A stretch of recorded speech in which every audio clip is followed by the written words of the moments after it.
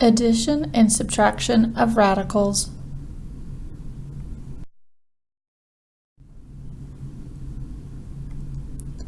Like radicals are terms that have radicals with the same index and same radicand. If you're giving the radical as I have shown on the side, do you know what part is the index? Well, here's your reminder. Your index is the n value, while a, or the value under the radical, is your radicand. So here's a few examples of like radicals. 5 square root 3 and -7 square root 3. Notice they're both square roots, so they have the same index. They both have a 3 under the radical, so the radicand is the same. Here's another example. -8 cube root of 2x and the cube root of 2x. Again, notice the index and the radicand are the same. Here's a few examples of unlike radicals.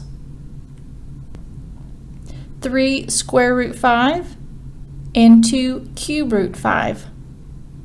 Can you identify what makes these unlike radicals? Notice it's the index. Although they both have the same radicand of 5, the index must be the same. Look at this example of unlike radicals. Can you find what makes them unlike? Notice it's the radicand. Although they both have a cube root and they both have a 2x, the second one has 2x squared, so they're not exactly the same.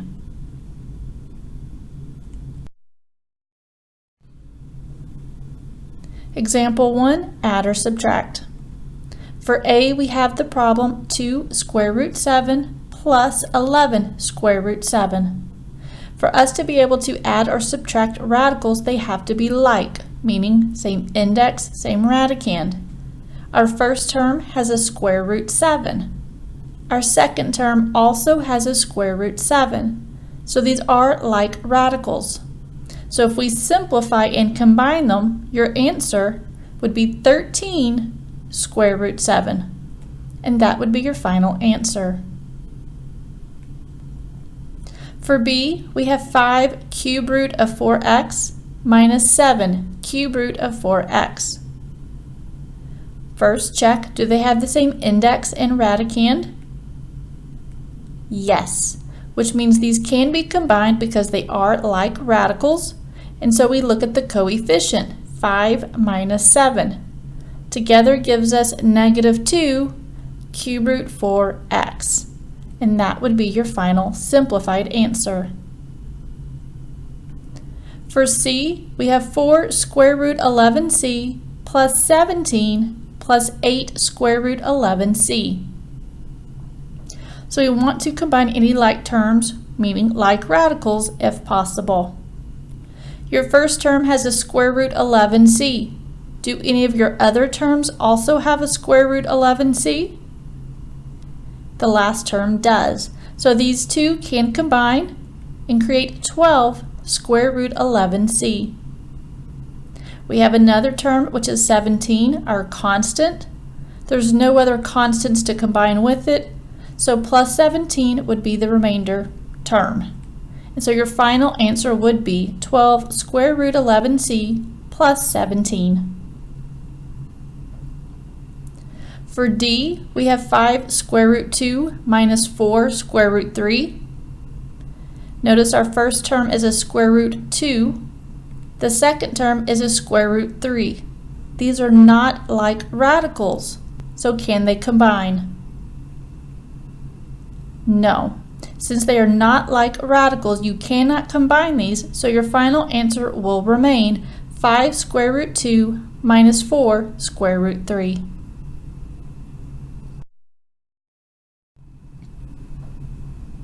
Example 2, add or subtract.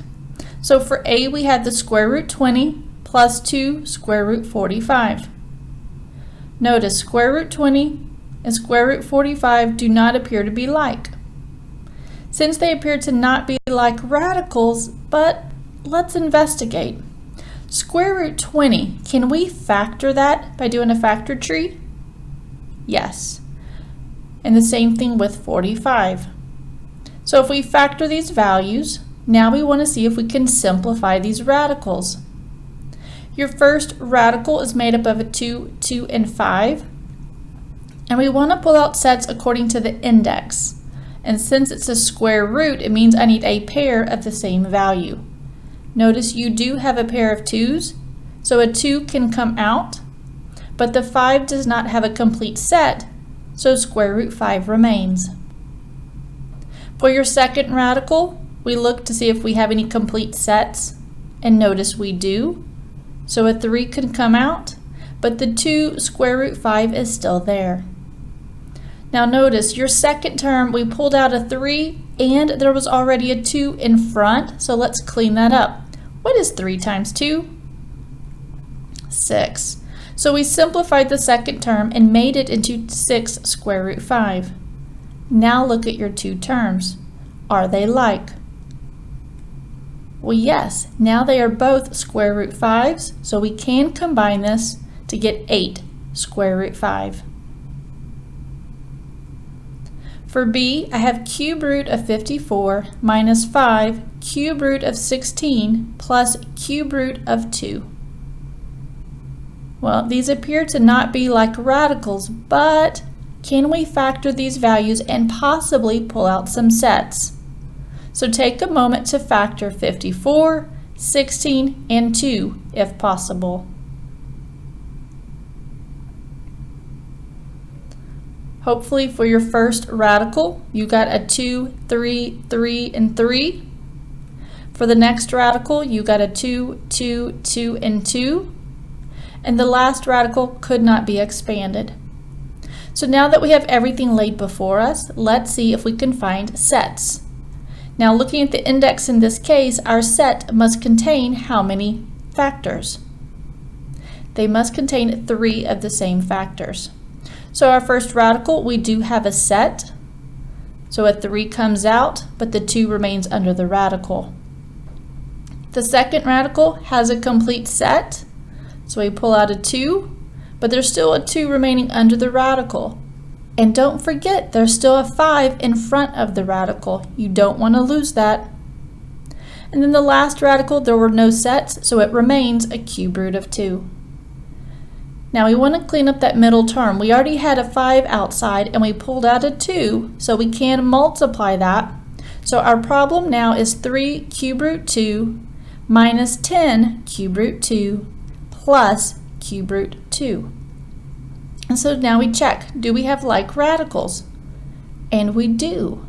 The only problem is we have more than 2 of them. We have 3 terms that are all like, and we know whenever we're doing addition or subtraction, we work it in order from left to right. So looking at the first 2, we have 3 minus 10. Well, 3 minus 10 gives us negative 7 cube root 2, and then we bring down that last radical of cube root 2. And we want to combine these two values. So negative 7 cube root 2, and I'm going to add another cube root 2. How many do we have? It simplifies to negative 6 cube root 2. And that would be your final answer.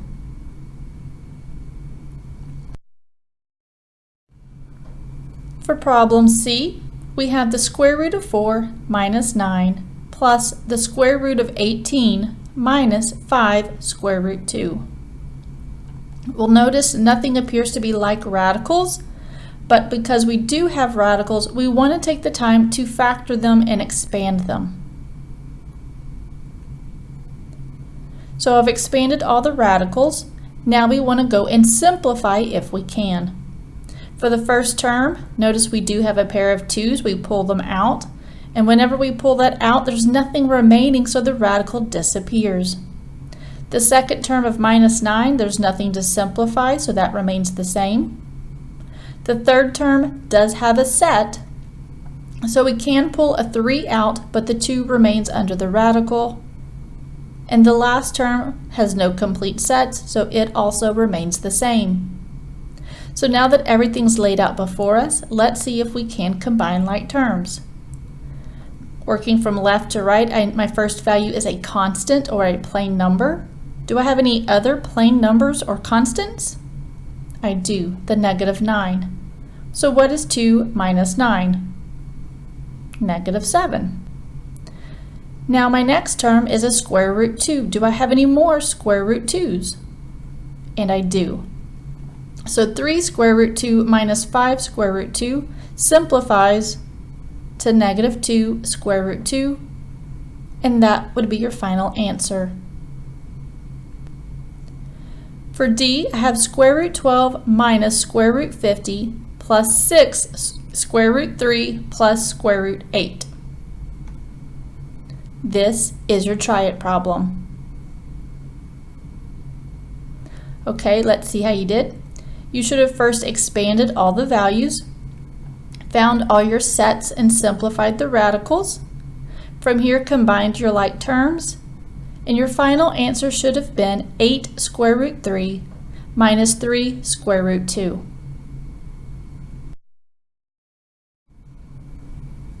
Example 3, add or subtract. For A, we have 16 raised to the power of 1/3 plus 54 raised to the power of 1/3 minus 4 raised to a power of 3/2. Now this one looks a little different.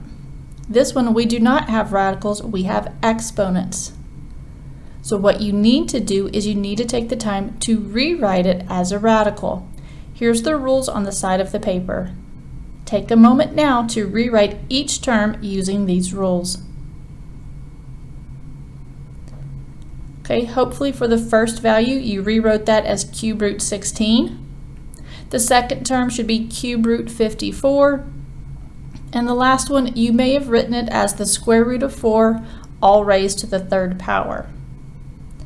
So now that we see the radical notation and nothing appears to be like radicals, we want to expand the values or the factors under the radicals. So take the time now to factor 16, 54, and 4. Your first radical should be made up of 2, 2, 2, and 2. 54 should be made up of 2, 3, 3, 3. And square root 4 should be made up of 2, 2. Now that we have all the factors, we want to find sets. The first radical, we do have a set of 2's. We pull that out. So we're left with 2 cube root 2. Your second radical, you have a set of 3's. So you simplify, you get 3 cube root 2. And the last one, because we're following order of operation or gems, we're focusing inside the parentheses. We do have a set of 2's. The 2's can come out, but the 2's are still within the parentheses.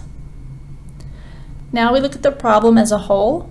We do have like radicals. We have cube root 2's, so we can simplify that to get 5 cube root 2.